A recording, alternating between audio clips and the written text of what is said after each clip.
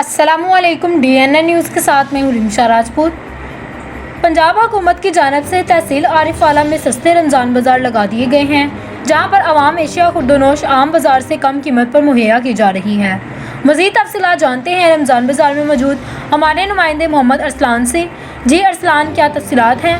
हाँ जी बिल्कुल। गरीब आवाम को रिलीफ फराहम करने के लिए माह सियाम में हुकूमत पंजाब का जो ऐसा इकदाम है, सस्ते रमज़ान बाज़ारों का इनकार वो कर दिया गया है। तहसील आरिफवाला में भी जो है वो 2 सस्ते रमज़ान बाज़ार लगाए गए हैं, जहाँ पर आवाम को अशिया खुर्दोनोश जो है वो आम बाज़ार से कम कीमत पर जो है वो फराहम की जा रही है।